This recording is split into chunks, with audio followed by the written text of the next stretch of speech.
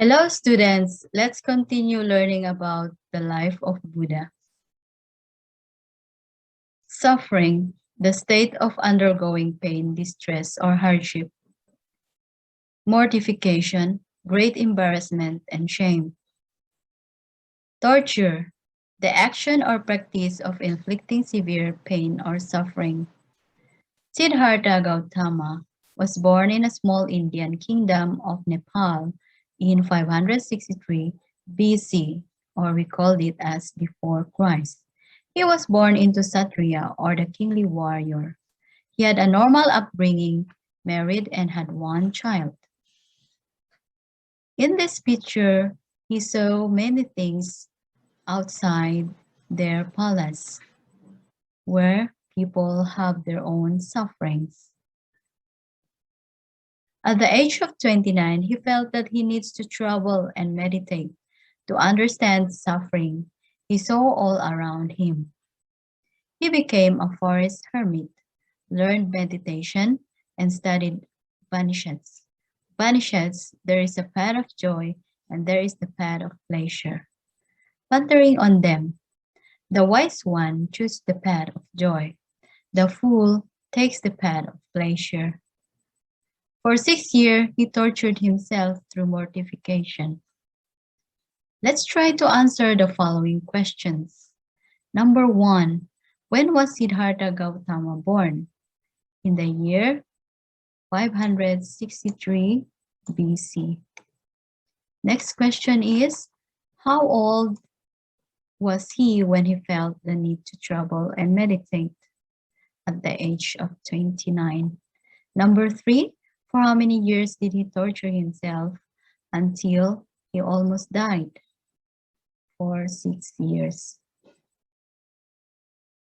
How about enlightenment? Vow. Solemnly promise to do a specified thing. Overcome. Succeed in dealing with a problem or difficulty. Solve. Find an answer to explanation for or means of effectively dealing with a problem or mystery. Preach. The delivery of a sermon or religious address to an assembled group of people, typically in church. At the age of 35, he was sitting under a large Bodhi tree. Sujata is a daughter of a nearby farmer. She gave Buddha a bowl of rice in milk. He would not leave his seat until he solved the puzzle of suffering. So he still continued it after 49th days. And then, okay, let's try to answer again the question. What is the name of the tree where Siddhartha sat until he became enlightened? Bodhi tree. What did Siddhartha understand about life? He understood that life is full of suffering and must overcome it. Let's try to know more about his teaching. Message, a verbal, written, or recorded communication sent to or left for a recipient who cannot be contacted directly. Effort is defined as the use of physical or mental energy, the act or result of trying to do something. Abandon, cease to support or look after someone. Humanity, the human race or human beings collectively. Rebirth, the process of being reincarnated or born again. Teaching, soon after his enlightenment, the Buddha wondered if ordinary human beings would understand his message. He decided to share his great gift with humanity out of compassion and wisdom. He embraced the 5 monks. He made the 100-mile journey on foot to Varanasi and found them in the deer park. They thought Buddha had stopped his effort.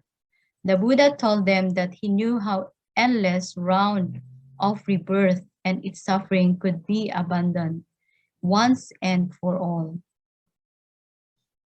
Buddhist community is, we call it as Sangha. Let's try to answer more questions. 1. What is the Buddha's main teaching? The Four Noble Truths. To whom did the Buddha teach after his enlightenment? The five monks. What is Sangha? All right, Buddhist community. The fundamental teaching of Buddhism. Kernel, the central or most important part of something, a very small amount, a kernel of truth.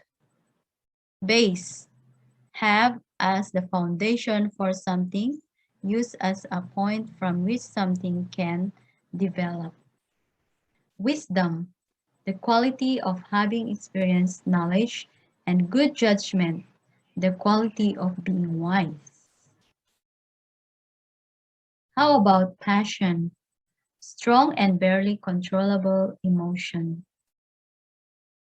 Pursue, of a person or way, continue or proceed along a path or route. So when you follow your route, you have to pursue it with passion. Unfulfilled, not carried out or brought to completion. The fundamental teaching of Buddhism.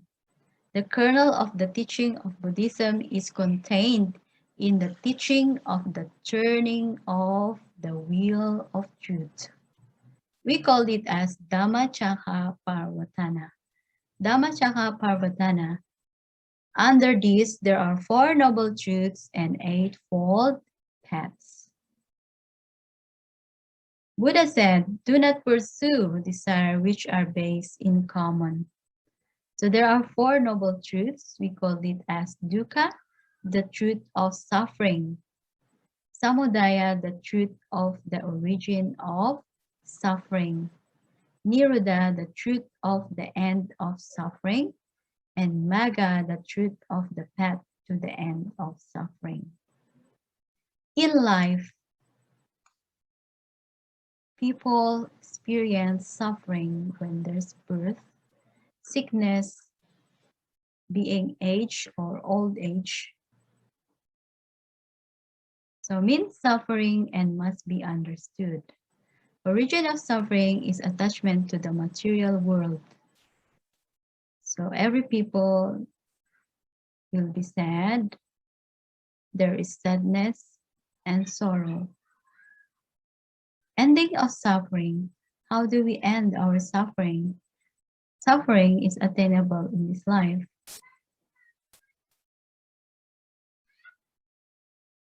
Way to end suffering is the Eightfold Path.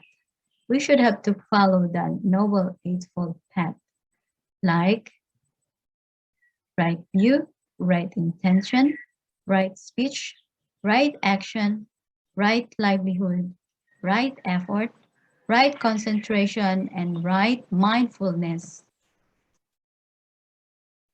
That's the way to the end of suffering. Last questions. What are the two ends of lifestyle which lead to suffering? The noble truth of sorrow and the noble truth of the arising of sorrow. What is the kind of lifestyle which leads to wisdom and nirvana? That is middle way. What are the four noble truths? So we have number one is the noble truth of sorrow. Number two, the noble truth of the arising of sorrow. Number three, the noble truth for the stopping of sorrow. And number four, the noble truth of the way which lead to the stopping of sorrow.